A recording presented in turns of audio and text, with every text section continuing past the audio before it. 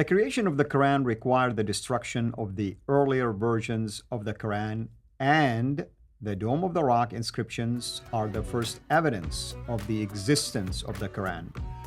Dr. Stephen Shoemaker explains how these events work together in the creation of the Quran as we know it today.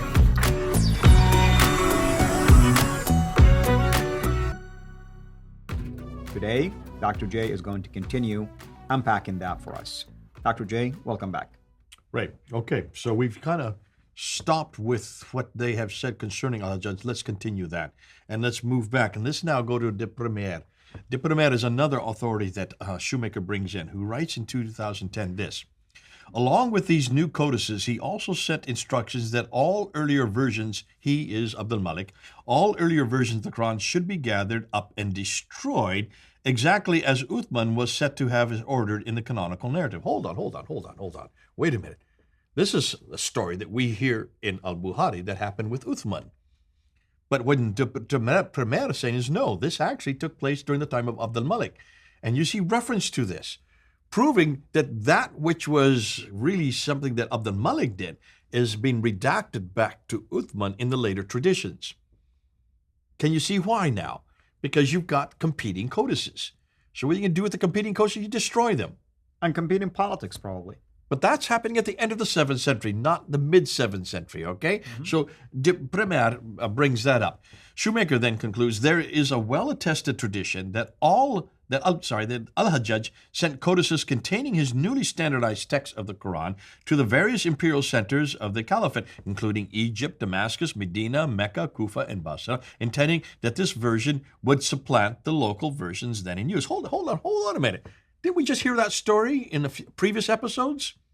Isn't that the same story that we read in Al-Bukhari, Volume 6, Hadith number 510, that Uthman sent it to the different regions, Medina, right, Mecca, Basra, Kufa, and Damascus? No, this actually happened with Al-Hajjaj who did this.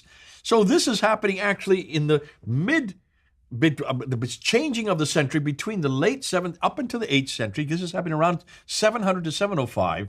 That which Abdul Malik puts together as the final codex, sends to the different centers. That same story is now redacted back to Uthman in the later traditions.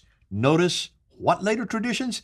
The Abbasid traditions. Right. Now, here's where we're starting to come in. And Shoemaker is starting to make this point. He's going to say, and push this a little hard, but I'm going to push it even harder because you and I have known about this, that there is a real problem with the Umayyads versus the Abbasids. The Umayyads are from Damascus.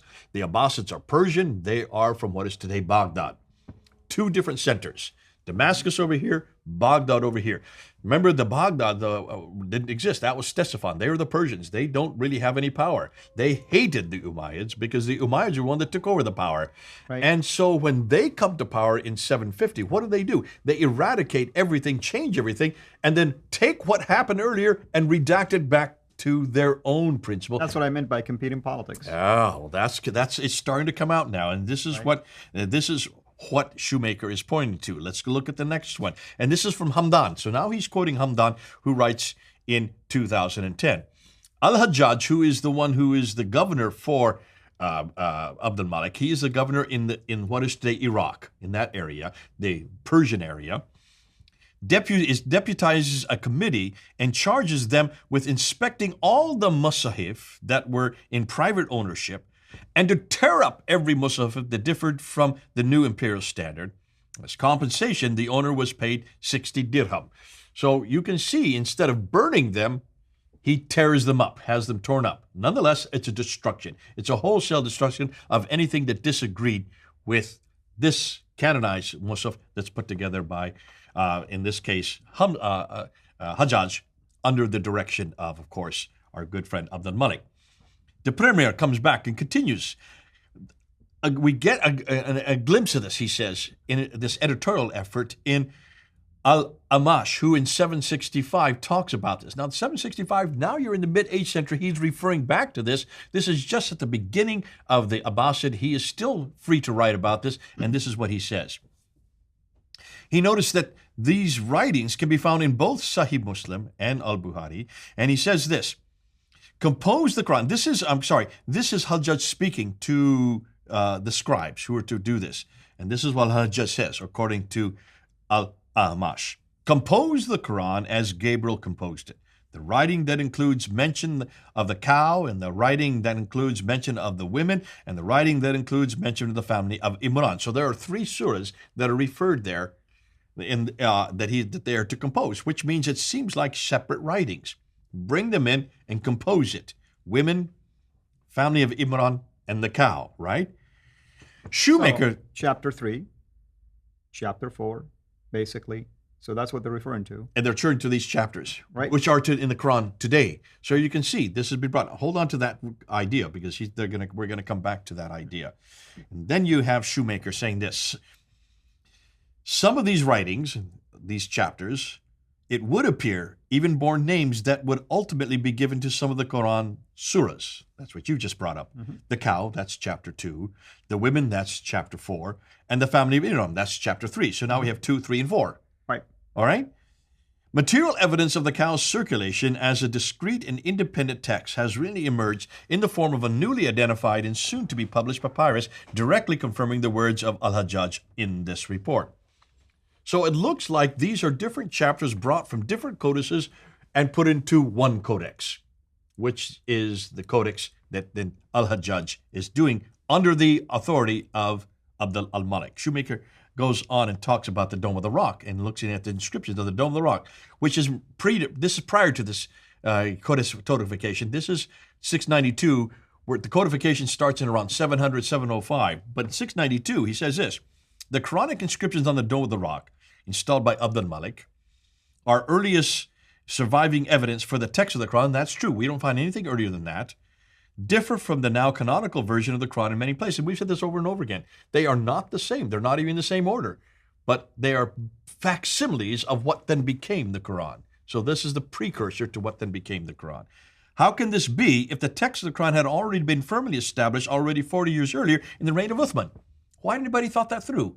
Exactly. Well, we brought it up in one of our episodes earlier. We said, how can you have different Quranic texts when you already have the canonical text with Uthman? If the Uthmanic text was canonized and was so solidified and universal and well understood, then how can you have a completely different text appearing on the Dome of the Rock in 692, 40 years later? Exactly. Well, Shoemaker's coming to the same point. I mean, who authorized it? I'm sure somebody would have inspected it, and it would have been easy to fix.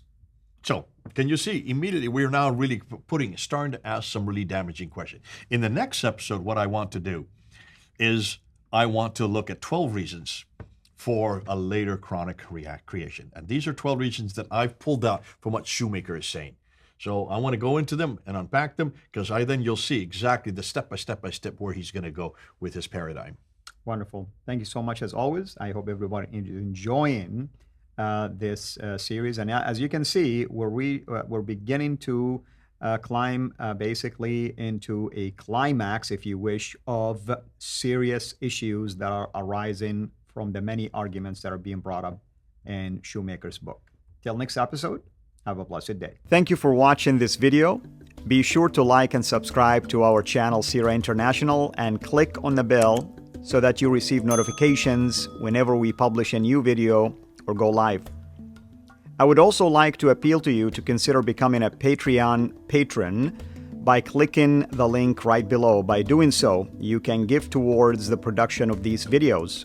There are also other options for you where you can give to our channel. I thank you from the bottom of my heart.